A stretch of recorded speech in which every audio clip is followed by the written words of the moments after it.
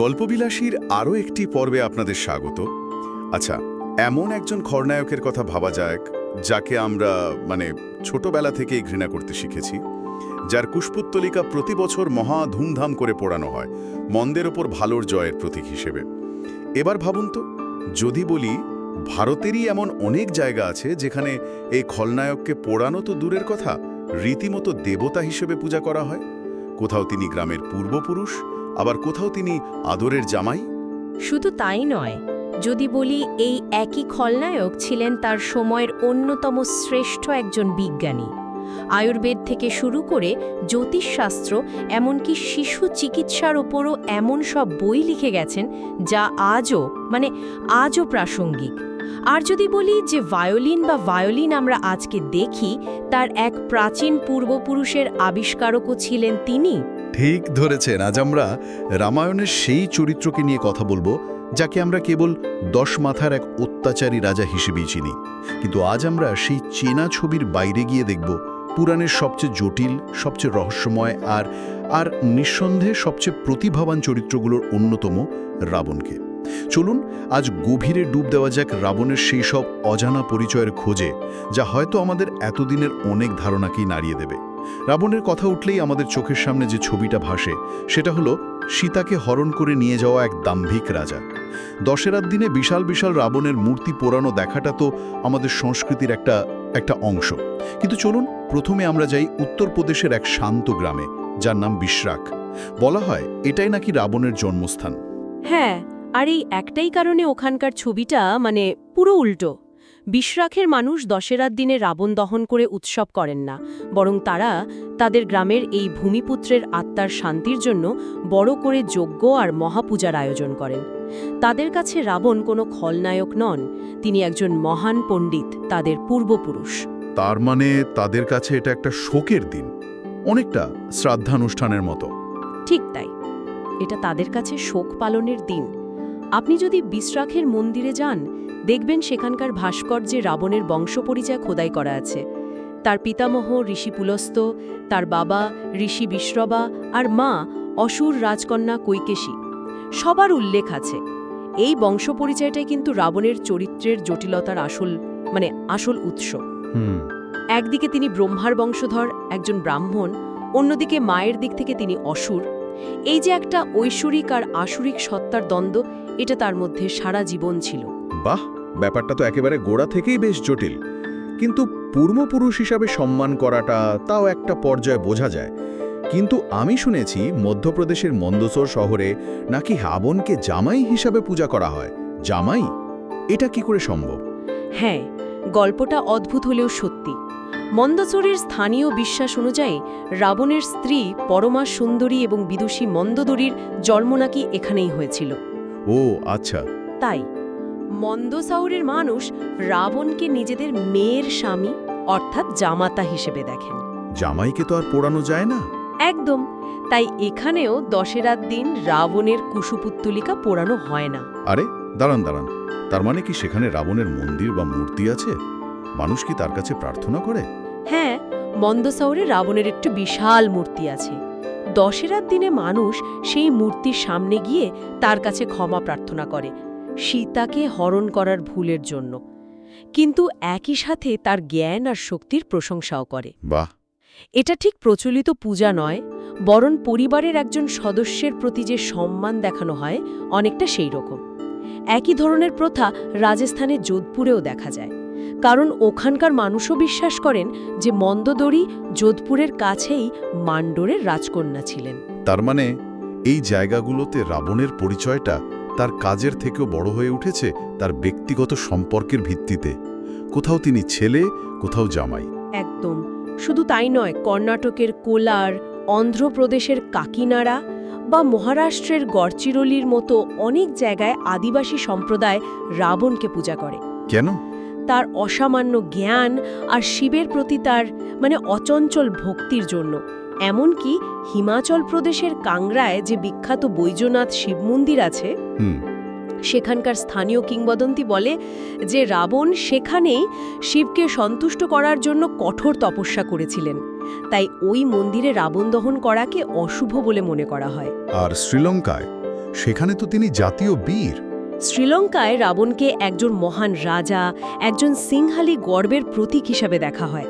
সেখানে অনেকের কাছে রামায়ণের যুদ্ধটা মানে বহিরাগত আর্যদের বিরুদ্ধে এক দ্রাবিড় রাজার প্রতিরোধ হিসাবে পরিচিত। কাদুয়েলা শহরে রাবণ দেবালয় নামে তার মন্দিরও আছে। তাহলে দেখা যাচ্ছে জায়গা আর সংস্কৃতি ভেদে রাবণের পরিচয় কতটা পাল্টে যাচ্ছে। এই যে বারবার একটা কথা উঠে আসছে, রাবণের জ্ঞান, তার পাণ্ডিত্য। চলুন এবার এই দিকটা একটু বিস্তারিতভাবে দেখা যাক। কেনন এই সম্মানটা শুধু পৌরাণিক কাহিনীর উপর ভিত্তি করে আসেনি, এর পেছনে তো নক্কর কারণ ছিল। তিনি শুধু একজন রাজা বা যোদ্ধা ছিলেন না, ছিলেন একজন সত্যিকারের বহু শাস্ত্রজ্ঞ বা পলিম্যাথ। নিঃসন্দেহে আয়ুর্বেদ শাস্ত্রে তার অবদান তো মানে অবিশ্বাস্য। তার লেখা একটা বিখ্যাত বই হল অর্ক প্রকাশ। আর সবচেয়ে মজার বিষয় হল এই বইটা লেখা হয়েছে তার আর তার স্ত্রী মন্দোদরীর মধ্যে একটা কথোপকথনের আদলে। মন্দোদরী বিভিন্ন রোগ নিয়ে প্রশ্ন করছেন, আর রাবণ তার প্রতিকার হিসেবে নানা রকম ভেষজ আরক বা ডিস্টিলড এসেন্স তৈরির পদ্ধতি বলছেন। তার মানে এটা একটা ফার্মাকোলজির বই, যেখানে ভেষজ থেকে ওষুধ তৈরির প্রক্রিয়া নিয়ে আলোচনা করা হয়েছে। শুধু প্রক্রিয়া নয়, আরক তৈরির জন্য কি কি যন্ত্র লাগবে, যাকে তিনি আরক যন্ত্র বলছেন, তারও বিস্তারিত বর্ণনা দিয়েছেন। বিভিন্ন রোগের জন্য ঠিক কোন অনুপাতে কোন ভেষজ মেশাতে হবে তার পুঙ্খানুপুঙ্খ বিবরণ আছে। ভাবা যায় সেই যুগে ডিস্টিলেশন বা পাতন প্রক্রিয়ার উপর এমন একটা বই লেখা হচ্ছে। এটাই তো আধুনিক রসায়ন আর ভেষজ বিজ্ঞানের ভিত্তি। অবিশ্বাস্য। তার মানে খলনায়ক রাবণ একজন চিকিৎসকও ছিলেন। আর কি কি কাজ আছে তার? আরও আছে, শিশুদের চিকিৎসার ওপর তিনি একটা সম্পূর্ণ বই লিখেছিলেন কুমারতন্ত্র নামে। কুমারতন্ত্র? হ্যাঁ, এটা আজকের যুগের পেডিয়াট্রিক্সের সমতুল্য। একবার এই বৈপরীত্যটা ভাবুন, যে মানুষটিকে আমরা শিশুর মন থেকে ভয় পেতে শেখাই, তিনি শিশুদের রোগ নিরাময়ের উপর বই লিখছেন। এছাড়াও নারী দেখে রোগ নির্ণয়ের ওপর তার লেখা বই নারী পরীক্ষা আজও আয়ুর্বেদ চিকিৎসকদের কাছে খুব গুরুত্বপূর্ণ। পালস ডায়াগনোসিস আর সার্জারির বিষয়েও নাকি তার জ্ঞান ছিল। হ্যাঁ, তিনি মর্মবিজ্ঞান নিয়েও লিখেছিলেন। মর্মবিজ্ঞান হল শরীরের সেই সব ভাইটাল পয়েন্ট নিয়ে আলোচনা যেখানে সামান্য আঘাতেই মৃত্যু হতে পারে। এই জ্ঞান যেমন যুদ্ধের জন্য মারাত্মক, তেমনি সার্জারি বা শল্য চিকিৎসার জন্য অপরিহার্য। ঠিক।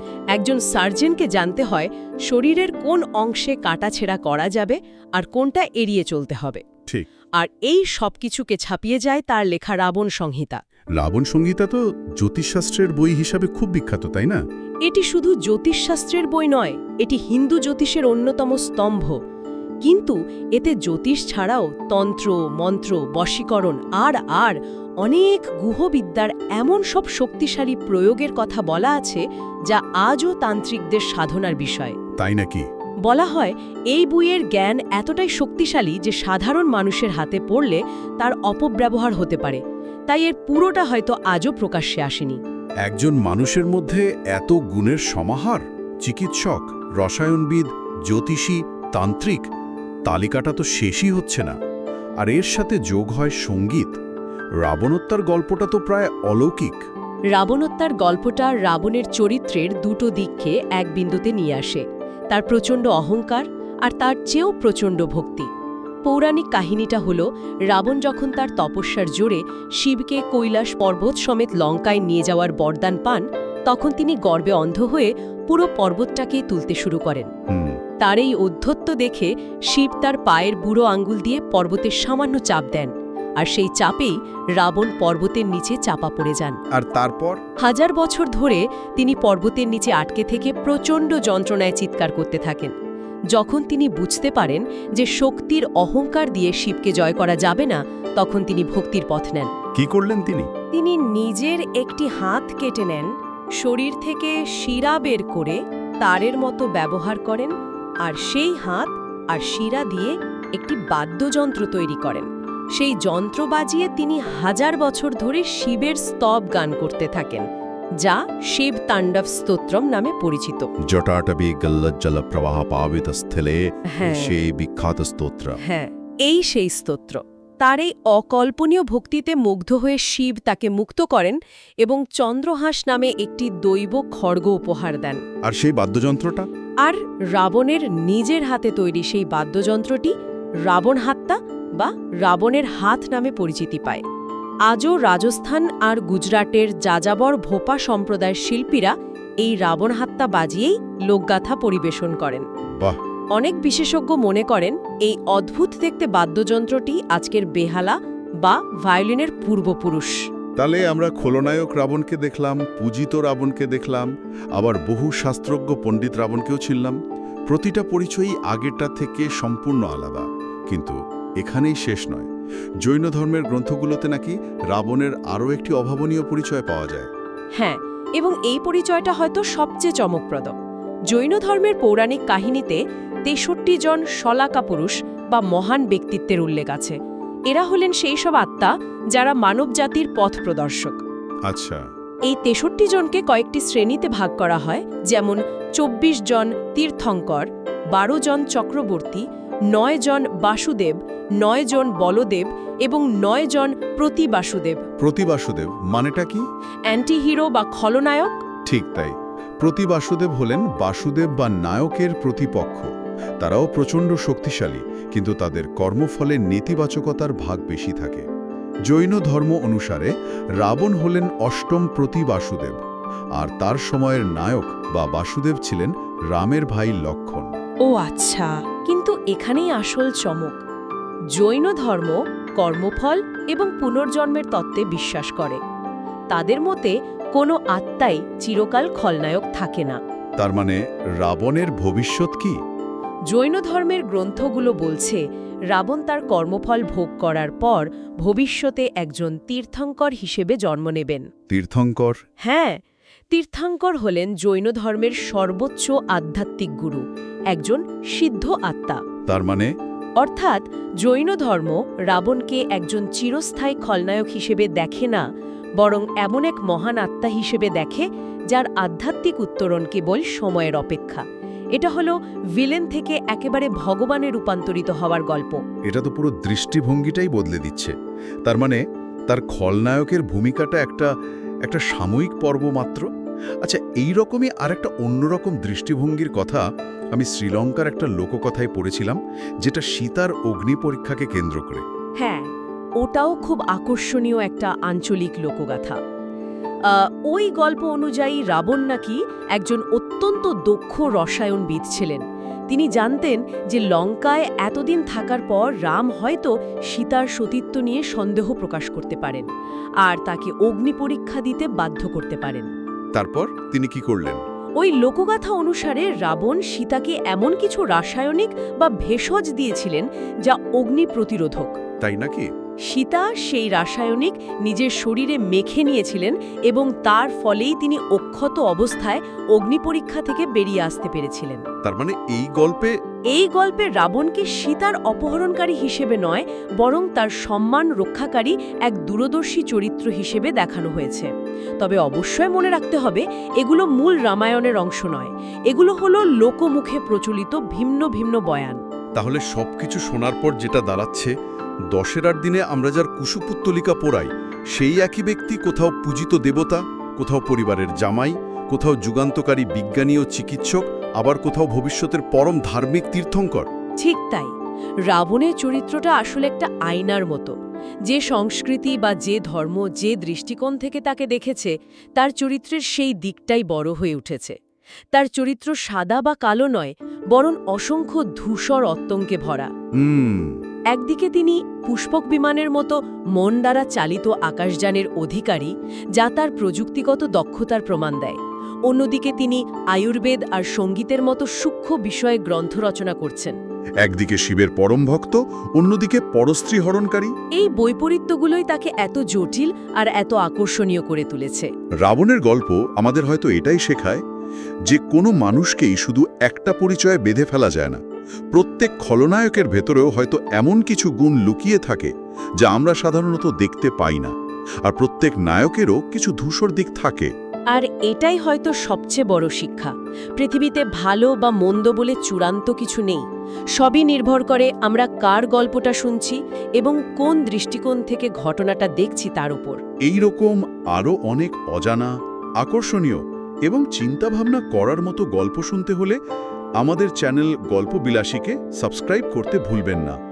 আমরা খুব শিগগিরই ফিরছি আরও একটি নতুন গল্প নিয়ে, যা আপনার চেনা পৃথিবীকে হয়তো একটু অন্যভাবে দেখতে সাহায্য করবে।